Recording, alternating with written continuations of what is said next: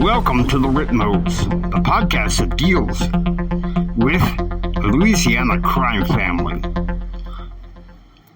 Welcome to the podcast. Well, guys, the last episode was very heartwarming because what it was kind of a personal / political favor from, the powerful family and J.R. Hendrick Texan gentleman. Only it was a cousin, a distant cousin, but a rather close distant cousin of J.R.'s name, Elizabeth Marie. J.R. asked for the favor. Now, this episode, however, I must say, and once again, please forgive me, but this episode is going to have some pretty deep, dark content. So I want you to be ready, okay? Because this episode is called Land of the Free, Born Free. Okay? Alright. Okay, so it's 1 p.m. at Shreveport, in a brokered down biker clubhouse. Sits 16 bikers in discussion, drinking from a quart of beer.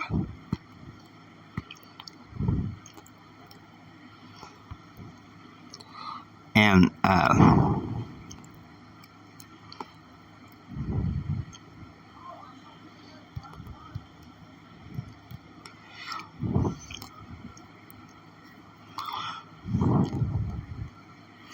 so the bike club president speaks up. His name is Elmer Page. Now I think we know why we're here. We are here to begin an experiment in pain.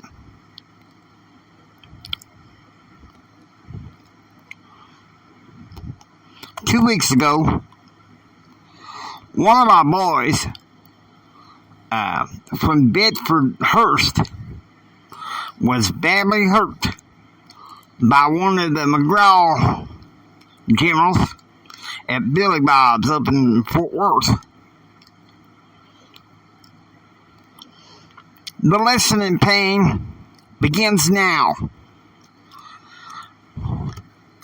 Go to the Ritmo neighborhood and rough it up.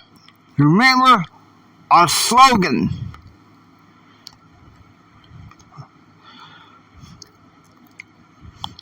Our slogan banner. The 16 drunken bikers stood up and in unison, guns drawn, yelled out the motto, "Get rough, get ready. Rough up, because we are the roughest." Alright, so it's 2 p.m. and 5-year-old Michael Ferraro is out on the lawn when 2 motorcycles collided, slamming him to the pavement. Catherine runs out screaming and crying. "Oh no, Michael! My baby boy! Sid, call an ambulance!" Okay, so you got police cars and an ambulance. You really get 2 minutes. 2 police car wagons go with sirens going down the street. And Sid says, "My wife is too shook up. My wife is too shook up. My boy was supposed to be on the porch." "Oh," Sid said, beside himself. "I thought I saw 2 bikers colliding. I was scared as hell.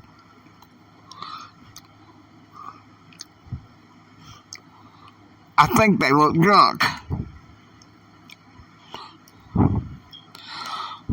What are you going to do? Where are you going to take him? Catherine said hysterically. And a paramedic says, we're taking both you and your son to Christus Highland Medical Center, a paramedic said. But how was my son? He's reactive, but almost comatose. And so, okay, so it's 4 p.m. and at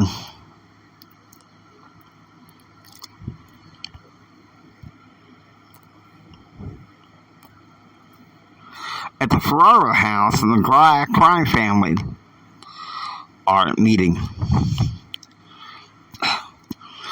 And Sid says,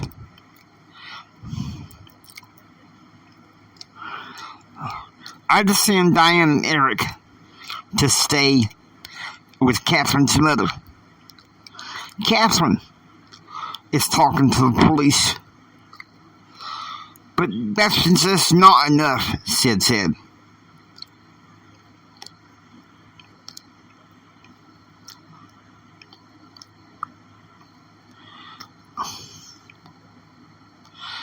And Claude demanded, who are these biker cats? And Mike says, they are the Ruffets. Started up in Fort Worth, Mike said. Extra grind with Uncle Joe. So they thought out their revenge. Going for my son? Sid says.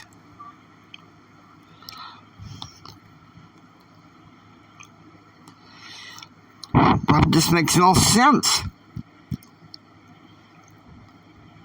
And Ashley said, I told you guys that Joe is a loose cannon. Ashley said.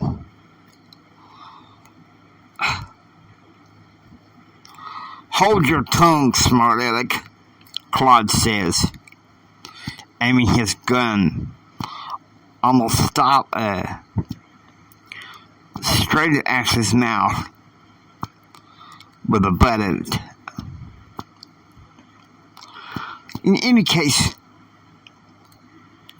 we need to deal with these podunk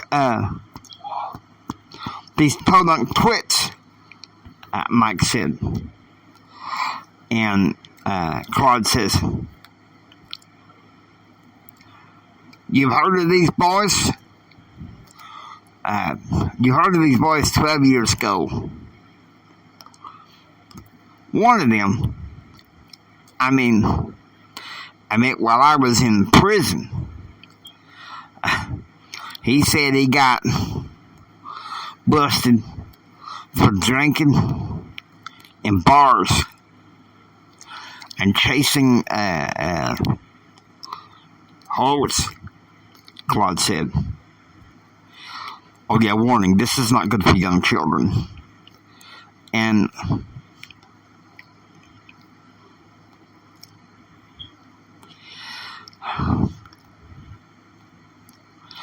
Ashley said, managers, don't tell Catalina and Caesar, please, Ashley said.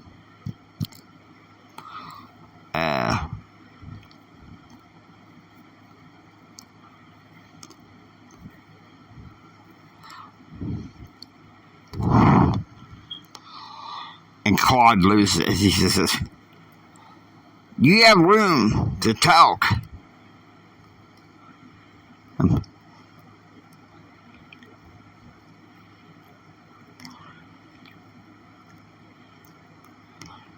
idiot. If I remember correctly, Richard asked you to help him entertain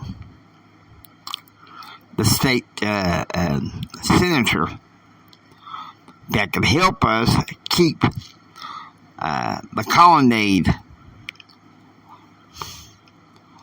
But you took one of my guests, and she took care of it. Thank God. You disrupting this on her mind operation, so you don't have room to talk. Okay, so it's 8 p.m. Christus Medical Center. Sidney walks into the ICU room where his 5-year-old son lay unconscious.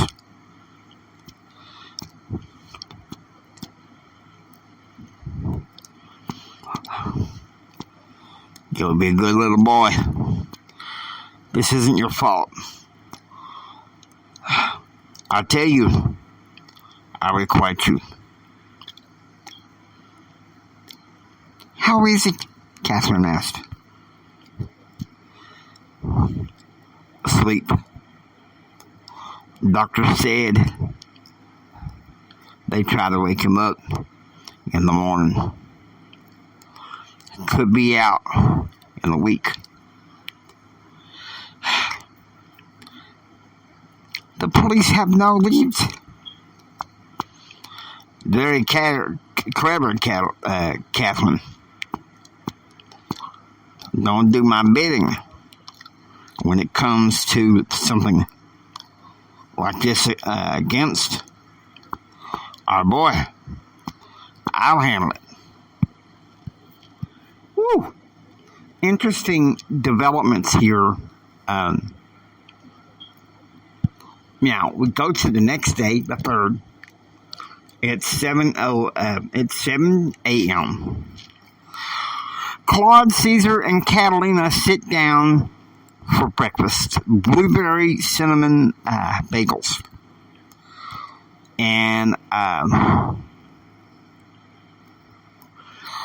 Caesar is furious. I saw the news on the plane to Shreveport, Caesar said. Two Baracho bikers colliding into a little 5-year-old child? That's disrespectful. Catalina bristled and aimed the frying pan at Claude. The only thing that can stop me from clobbing you with this, you see, if you agreed to punish them for me. Claude stands up and knocks the frying pan out of Catalina's hand. Certainly. But I want justice for Michael Ferraro. Because family takes care of family. And I'm taking a collection for the family. So that Catherine and Sid are well taken care of. And Caesar says, you let me know. My band is also some good gangsters. And maybe I'll be involved. Hasta la muerte.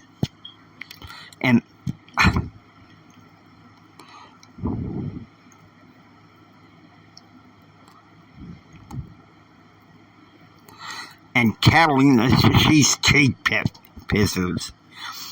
Stop speaking that mierda. This ain't LA.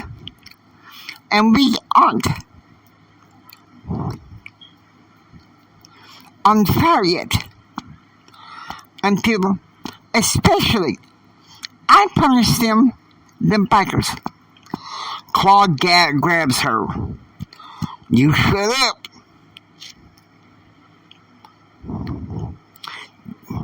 You go after them, God knows what they do to you. I looked at the roster and the police blotter. There's at least 28 to 80 people in that club at a time. So don't go play heroin. Because see, one thing you're going to learn is Catalina is like, you know, I'm going to pour myself a drink here. People say that Claude's Uncle Joe is the loose cannon in the family. No. No, I honestly believe it's Catalina. And of course, you know, her cousin coming in kind of complicates things. Of course, there's a big difference between Catalina and Caesar when it comes in some ways to loyalty. Now, it's 11 a.m. At the hospital chapel. Sid, Richard, and Claude's Uncle Joe are there praying when Claude and Joseph stop to talk. And Joe says, I swear, when I see them, I'm going to wring every one of their necks. And Claude says, and that'll make you a podunk flyboy, Uncle Joe. You already got your butt in trouble at a club in Fort Worth with these fools. You want to run down more, rain down hair on this family? Claude says, no. But I want to go ahead. I want justice.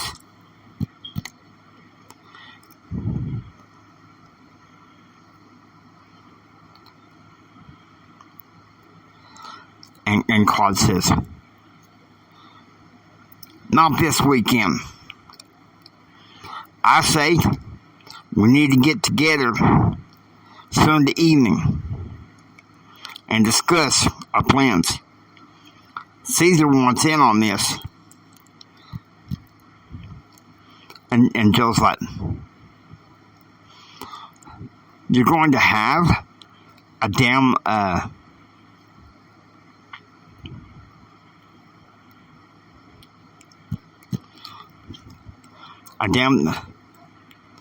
cello, a thing going on in our meeting.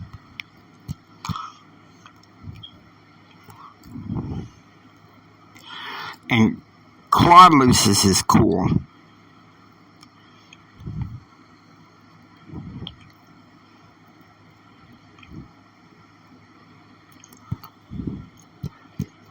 Why do you have to go and pop off something stupid? Catherine is recovering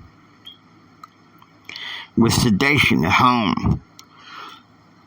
Michael is in the damn ICU in a damn coma. The least thing you can do, Uncle Joe, is show some respect. If not, just stay the hell home. Interesting insight. when I think Claude needs his Uncle Joe. But Joe shouldn't have said what he said about Caesar. Okay, so it's 3 p.m. Claude walks into the hospital critical care unit when he talks to Catherine. "How's Michael?" And she says, "He's still unconscious. The doctors say for one more day, keep him asleep," Catherine said, crying, and then turning an angry determination.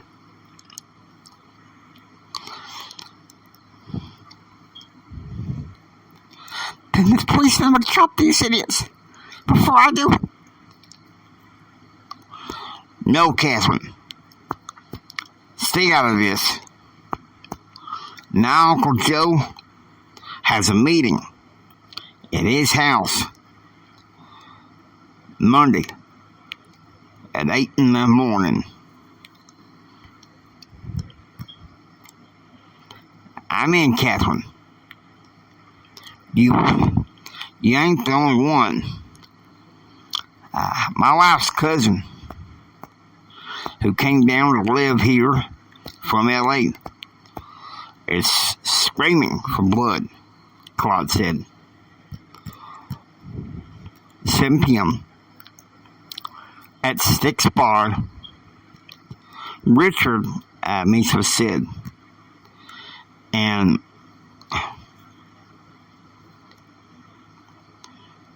Richard says,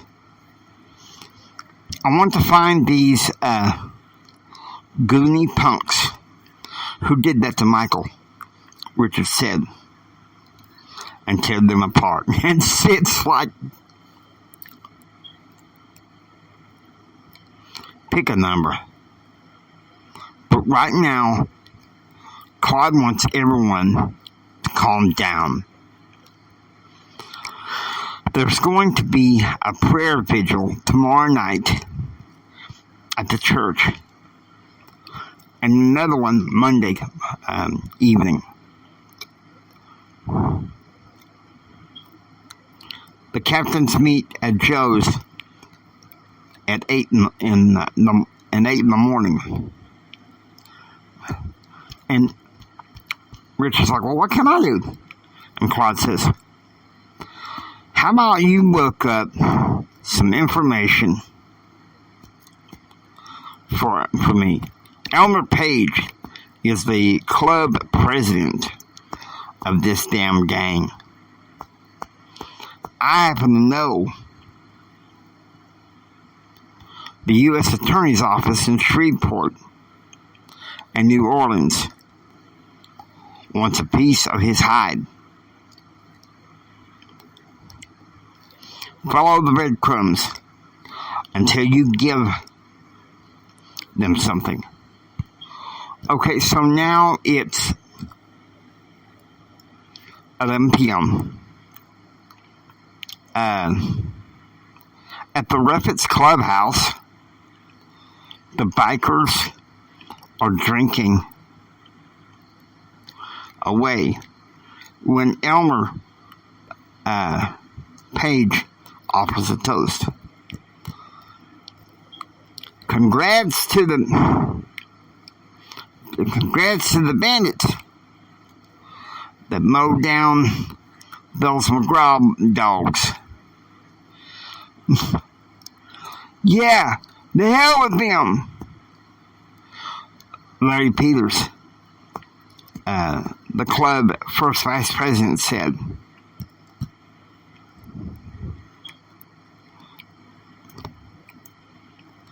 "Boys, I think we got a serious problem."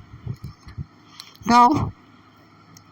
Angel, one of the biker girlfriends, spoke up. "Thelma run over with a 5-year-old kid, and he's in the hospital in a coma."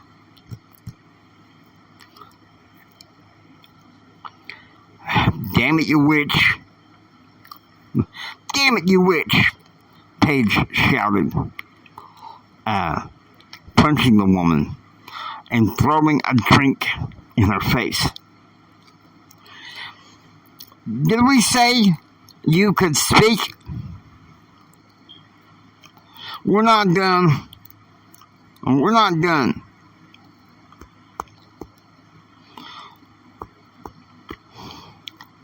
They're all fart screwed with some friends of ours in Fort Worth.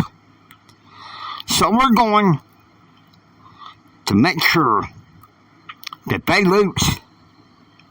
I gotta be honest with you. These, Honor Page just seems like a very immature person. And, you know, he spent time in prison with Claude. And you think that he would have matured.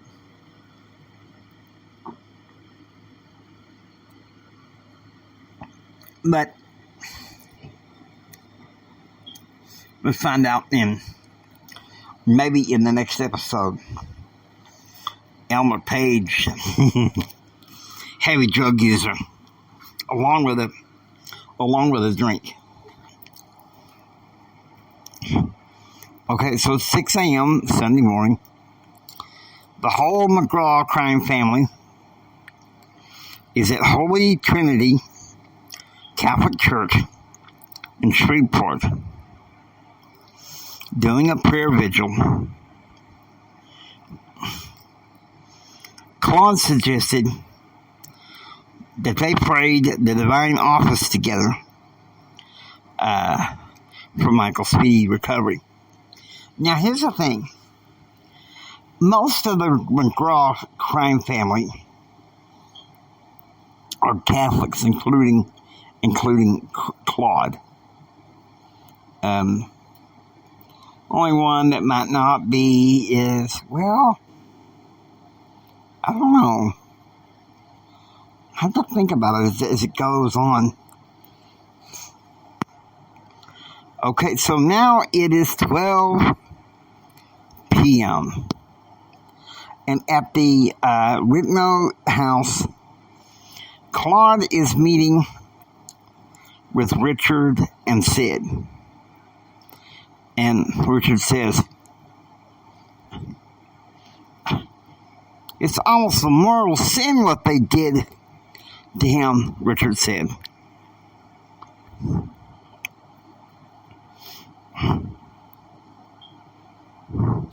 And Sid says, Michael's awake. He talked to his mother for at least 4 hours before going back to sleep. And Claude says, I still want justice. My wife and her cousin from L.A. Let me tell you something. They're on the warpath. And let me tell you something. You piss him off, he much rather kill you than look at you. I'm cross-eyed at you, Claude said. And Richard says, come on. He's not that bad. He's a singer with a cool Tejano band.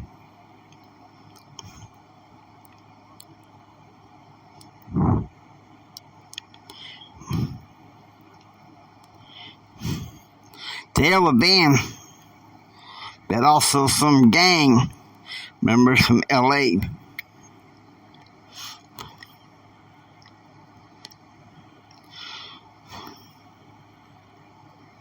They just soon tear your head off if you mess with your family, Claude said. Just like Catalina, part of the Colombian blood. You double-cross them. then your head gets served to one of them on a damn 24-karat gold platter with plenty of chitlins to spare. And says, trust me, I know Catalina. You double-cross her, you better duck and run while you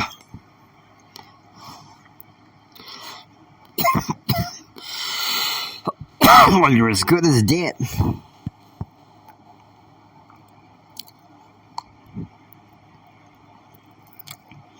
And Claude says, remember to see at Joe's house at 8 in the morning. And you, Richard, to that law library of yours. Do some digging on this Elmer page. Let's get this, let's get him busted.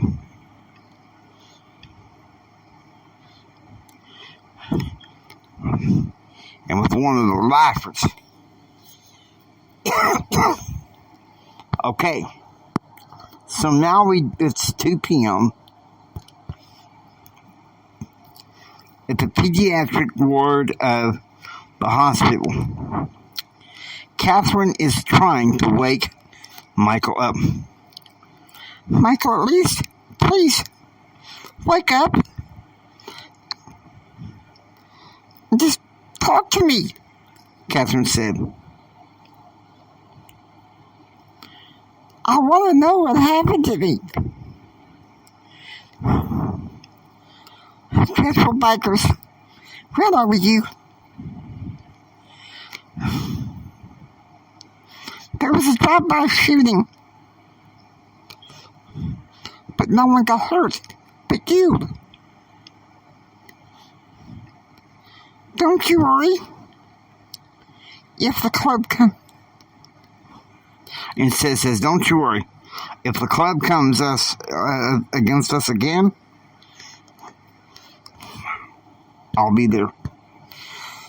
And Catherine spoke up. Sid, no, please, don't do anything stupid.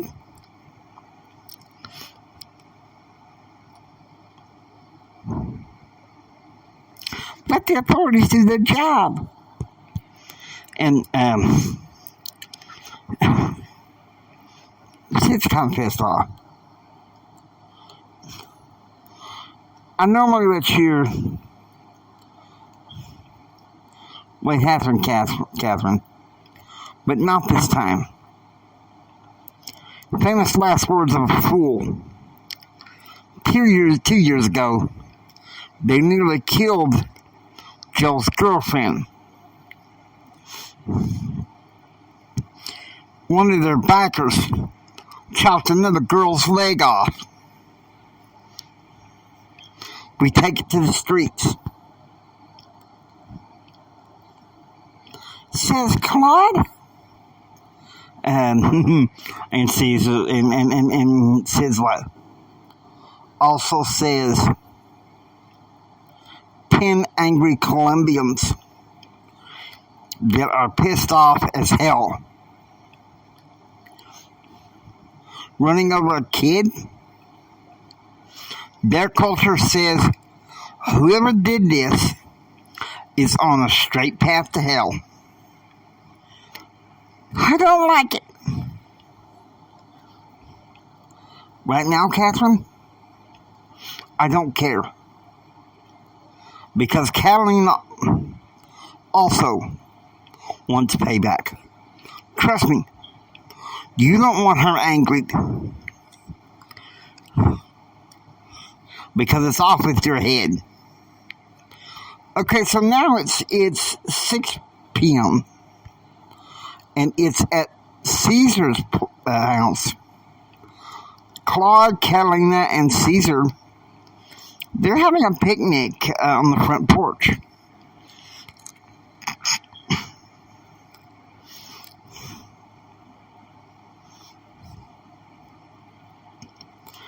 And Caesar says, I see the heavy of the club. I'll knock him off his hog and make sure he never recovers. And Catalina says, take a number, Cesar, because I want the crack of him in his throat. Catalina said, can we just enjoy the picnic without the drama? Now, Caesar, I want you and your band at my Uncle Joe's house tomorrow morning at 8. You want justice against these backers like the rest of us? We meet and we discuss this like men, Claude says. And Catalina is still going, hey, crap. You better punish them for me. I have a heart of a very tempestuous lady. If you don't punish them for running over a child, Claude, then your head belongs to me.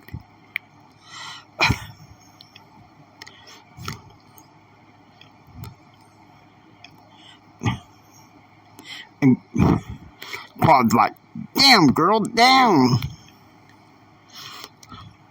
Uncle Joe has a plan, and we all have to go for it. Okay, so it's 8 p.m. Holy Trinity Catholic Church. Even a McGraw crime family meets together for a vigil regarding who else? Michael. So now we go to August 5th. Alright. 8 a.m. sharp. At the house of Claude's Uncle Joe Brown, the team of captains and above show up with Caesar.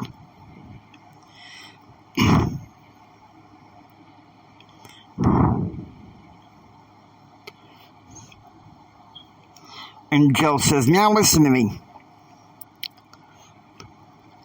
We must burn the clubhouse down.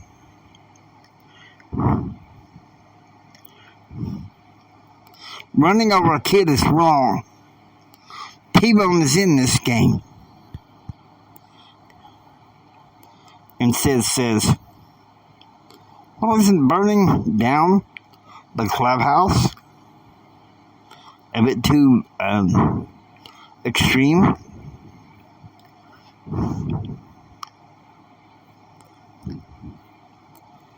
¿Qué onda? Have you lost your mind? Your 5-year-old son was run over by these stupid bikers. Now, from where I come from, the clubhouse will be burned down. We ransacked their houses and their families.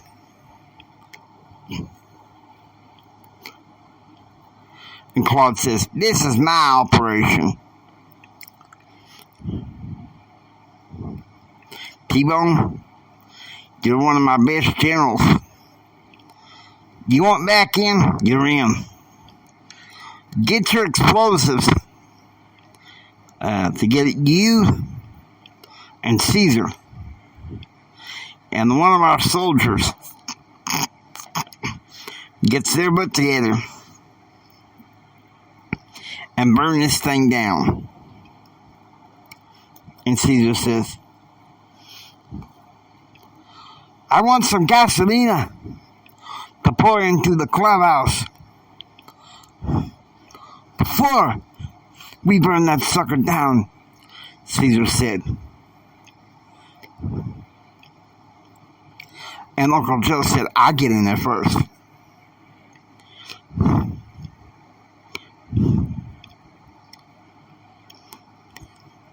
You get enough beer in me, I'll go in there and shoot down their moose that represents the club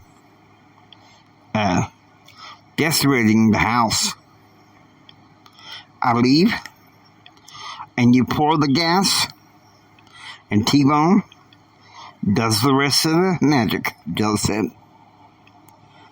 And Claude says,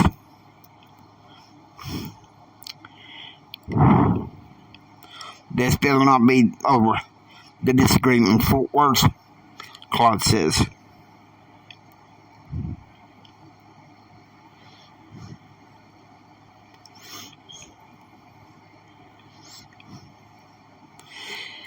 And Joe's like, kid was ran over by these idiots.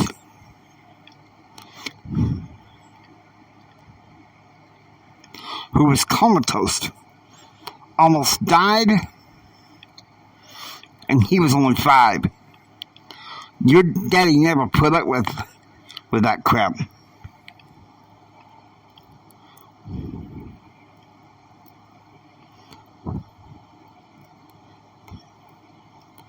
And Claude says, T-Bone, I'll meet you at 5 tonight outside the church.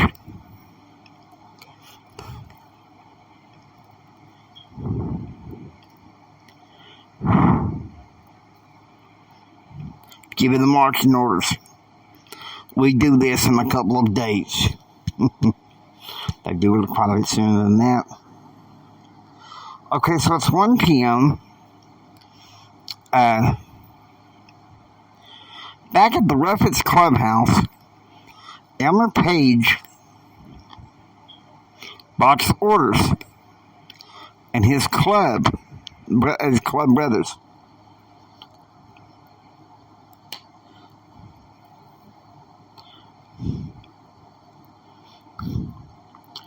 the horse families in Longview is selling some good weed. I want it in order to lace it up to sell to our friends here in Shreveport.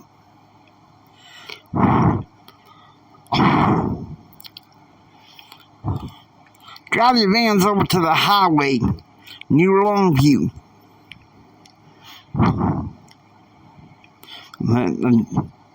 Your hogs from the highway near Longview, and find a truck and hijack it. I want that good Kush, Page said. So if we don't already know. 3 p.m. The Ferraro van pulled up in front of the driveway, and everyone gets out. And Diane's like, welcome home, Michael. Even if you are a dork, Diane's older brother said.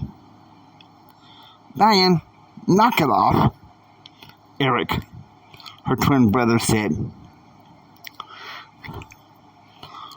Our brother was in the hospital, almost died. Show some respect. All right, all of you in the house. All right, all of you in the house. Catherine,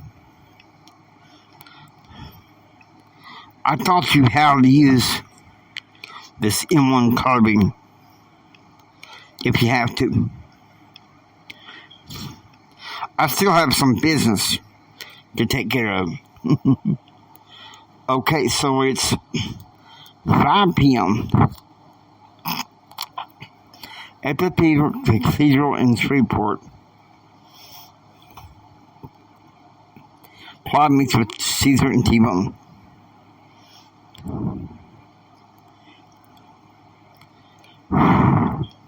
Show me what you got, say, Caesar said. And T-Bone pulls out 2 sticks of dynamite.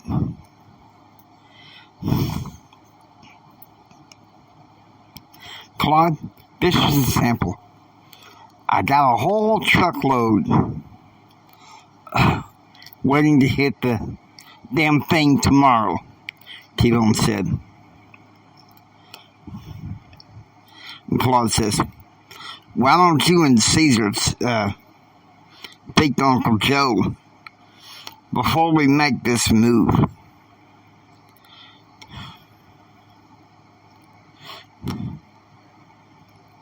Caesar still needs some gasoline, Claude says.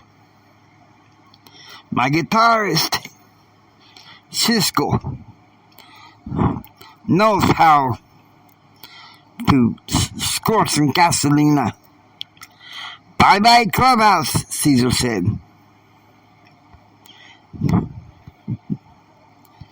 And Claude says,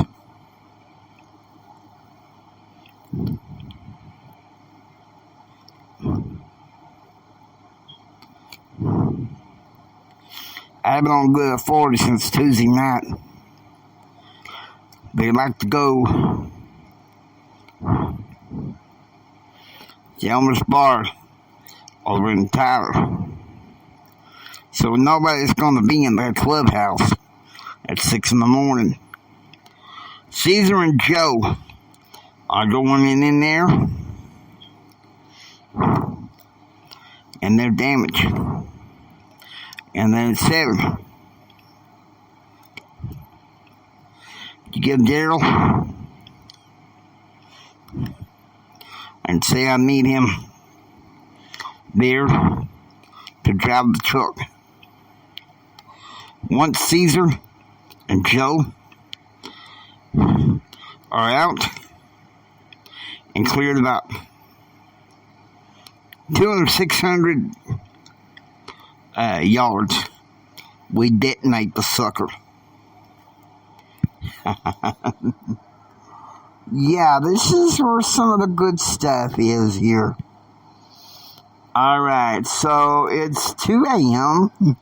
Obviously, they're partying beyond Fort Worth at Al's Bar, an after-hours nightclub in Dallas. The Ruffets are having a heck of a good time with only 2 of the bikers left behind, bikes rather, left behind the clubhouse.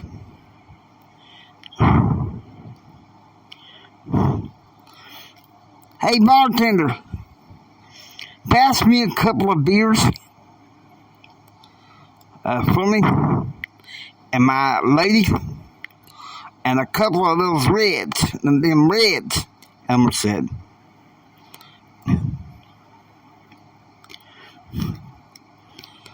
Sounds like you're ready to get lit, Nomi, Elmer's girlfriend said.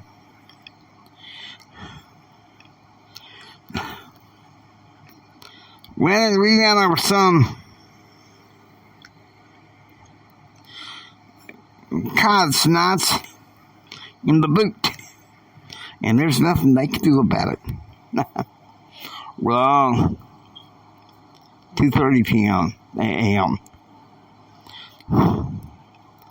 Joe shot the moose full of holes with 6 bullets until it fell to the floor.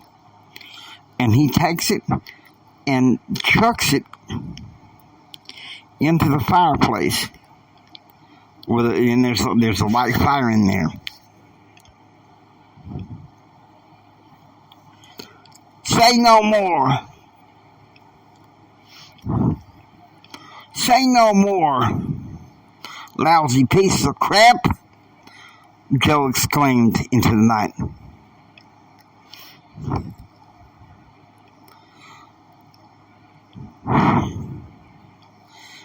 Quítate aquí, Caesar said. Time for me to do my mahia. He starts circling the clubhouse, pouring his cocktail of hydrogen chloride, butane, and acid methane. He's singing one of his band's favorites as he pours the gasoline all over the clubhouse, downstairs and upstairs. 3 p.m. The club in Dallas is happening when Jeff Paulson, the biker club's second vice president, approaches Elmer. Maybe we should be heading back, Jeff said. I got a bad feeling about the things. Chill out, we got 2 hours before we head home. Bartender,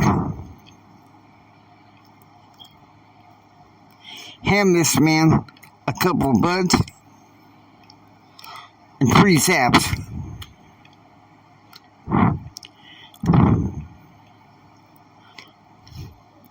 Till then, get along with it. Okay, so it's 6 a.m. T-Bone drives in the truck in the garage in the Rapids clubhouse with Caesar's drummer friend Hazer and a soldier named Daryl.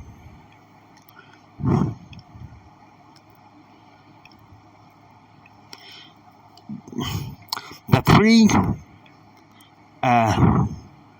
run the hell out of the garage. They see Caesar run out of the clubhouse, and they waited until everyone's 200 yards away. Detonate!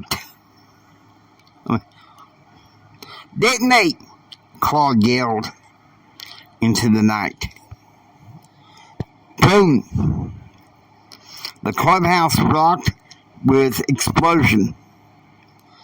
On dynamite combined with the gases inside the place. It sended up into a smoldering wreck in no time. Caesar eyes the explosion with its binoculars and begins a cry, yeah, Dad. And when a rival gang was burned up in Los Angeles. Muerta! Caesar screamed into the night.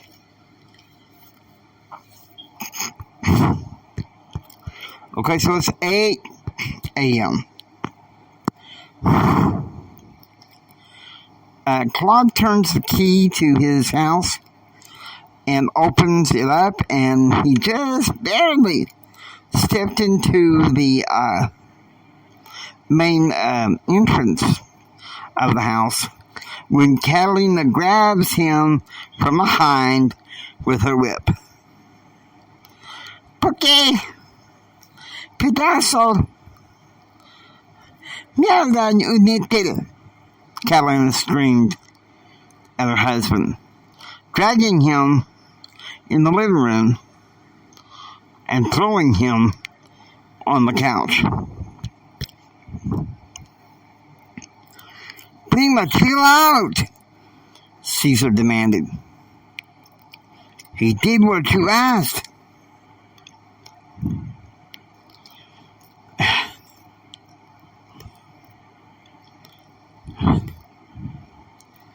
"You could have let me tell you," Claude said.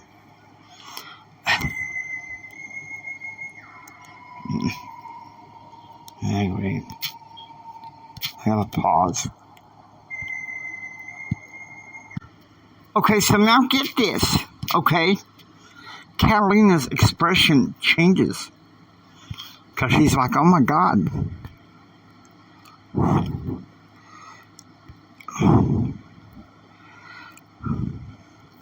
And she embraces her husband. Lo siento, Claude.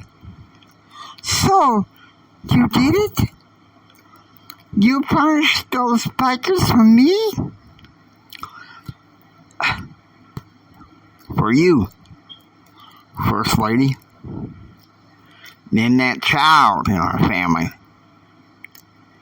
Which, by the way, Catherine says Michael is doing just fine. Getting ready to start kindergarten. 1 p.m.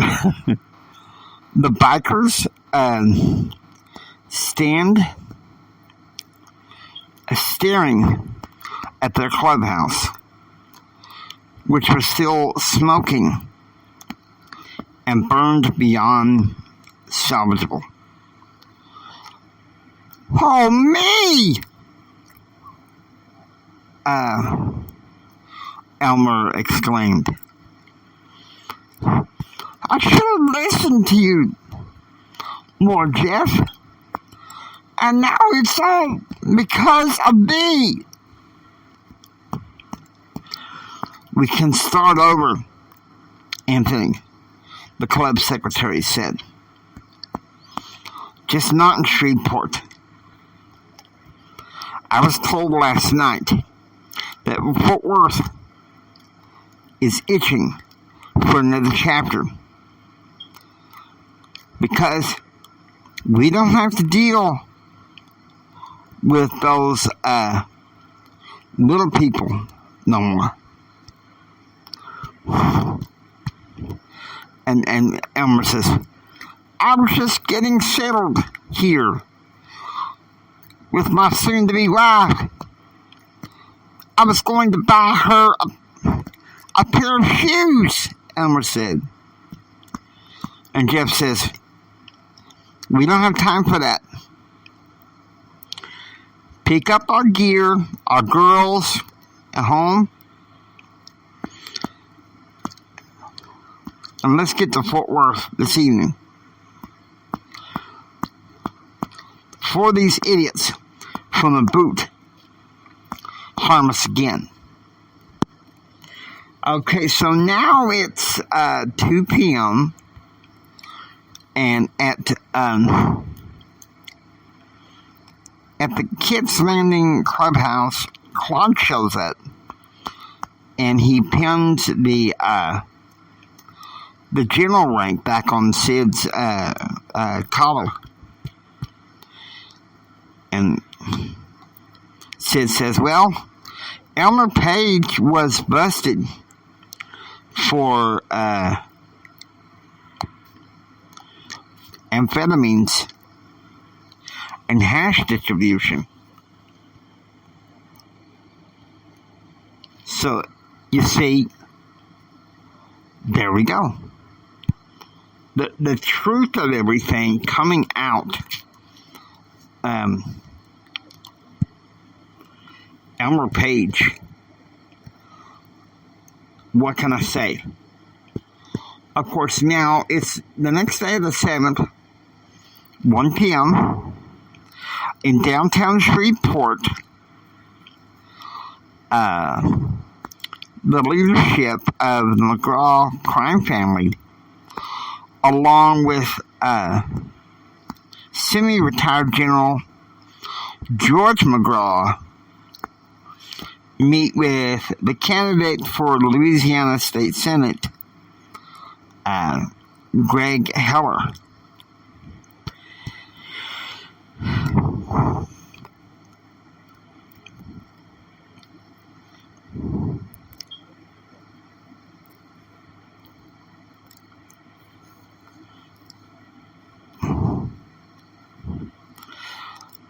And Heller says,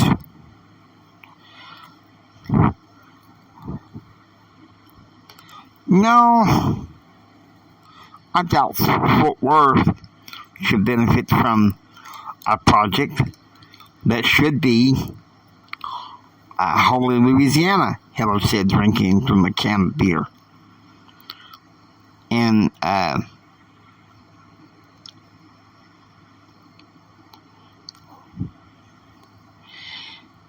Richard says,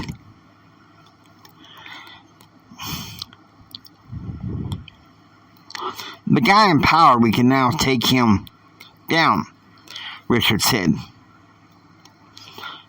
Some guy, my secretary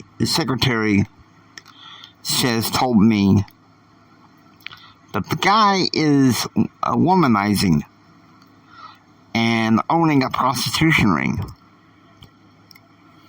And Claude says, talk like that won't help a bit. We can backstab in the way, any way we want. But cowboy talk is beneath us. And Heller says, well, he's got a point. I say we get dirty another way. His wife has a business partner that found out that he is starting a real estate Ponzi scheme. And T-Bone said, then go after him that way, T-Bone says. And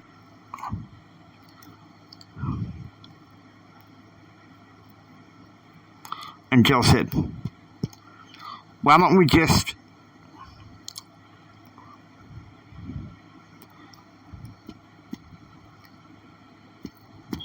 reveal the steal and let Heller do his magic, Jill said. We're going to hear another sex scandal. And it's not local. So let's just keep this local. Alright, so now it is 3:10 p.m. And back at Kit's Landing, Maria Lauder is straightening out her home parlor when the doorbell rings. And it's Ginger, the wife of one of the owners of one of the McGraw nightclubs in Fort Worth. And Marie said, I can thank God that Michael is going to be okay, Maria said. Monday, Catherine is going to be taking him to register in Long Elementary to enroll.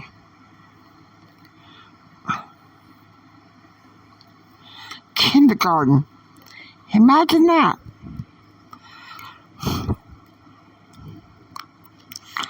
I don't think any of these bikers who bothered Joe and ran over Michael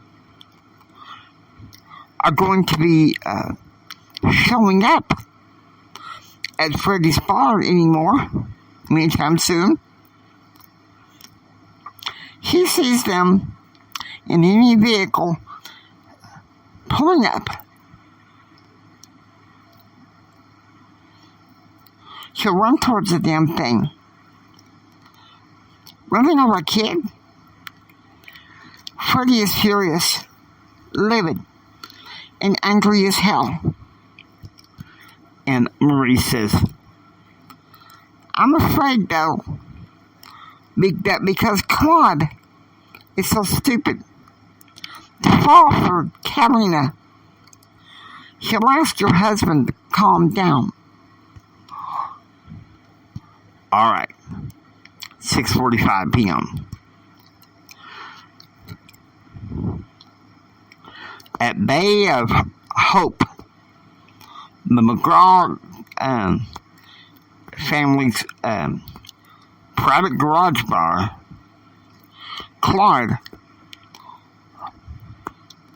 saunters over to a table.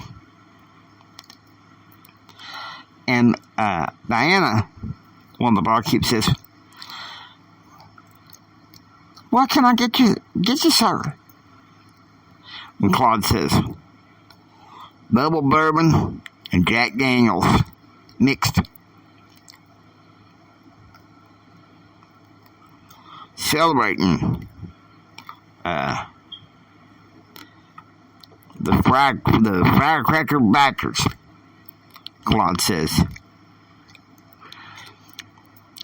"They got everything they deserved."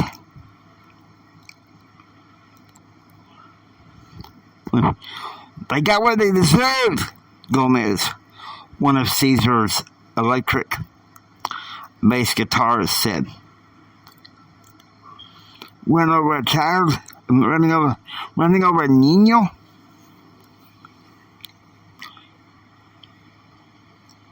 And Blue, that can't be forgiven. Okay, so it's 7 p.m. Joe is meeting with Sid in quiet.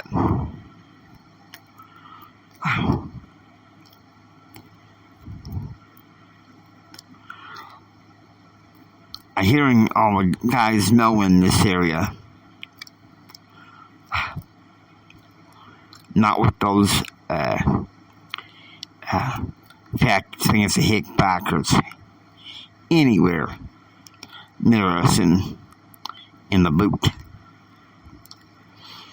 And Sid says, "Man, I'm wondering. Man, I'm warning you. Freddie is really furious, angry, pissed. He's got private security all over his damn house.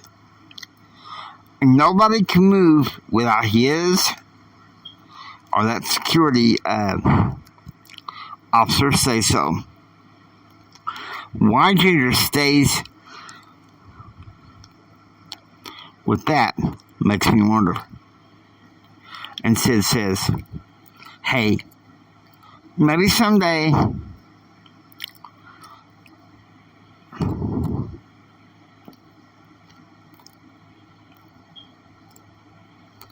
she'll get tired of him. He'll get tired of her. I'll just pair him up with Catalina. See what he likes. Being pinned in by her."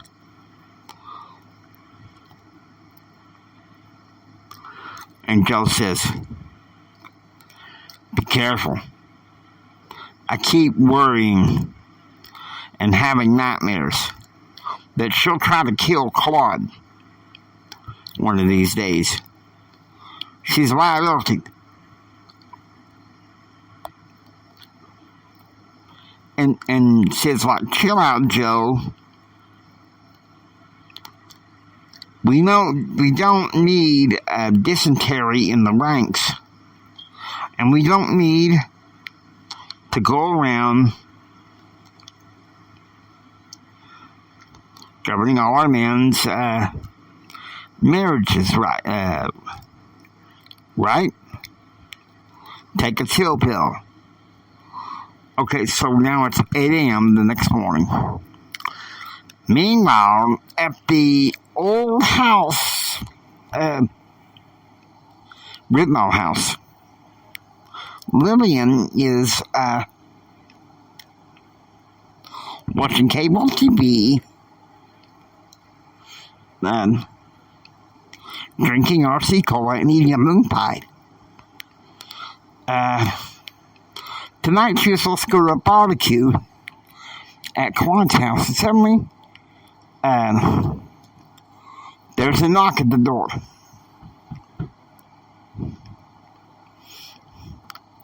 And it's Joe. Joe, what a surprise, Lillian said. Have to come see my little sister. I mean, something's up.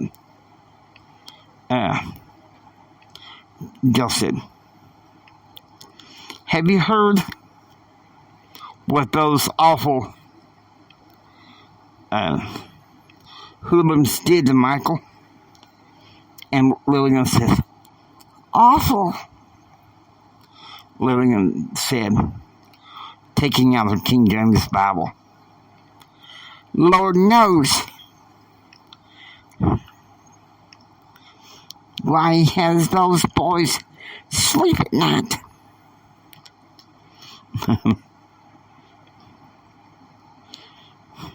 They won't be sleeping around here no more. Lillian bristled. Tell me you had nothing to do with that clubhouse explosion 2 days ago.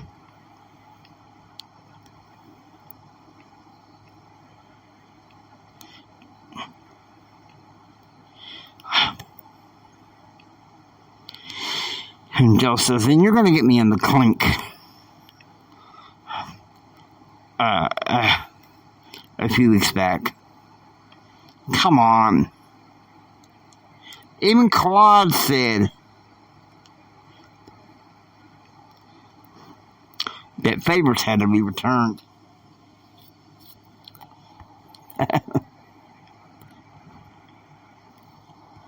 All right.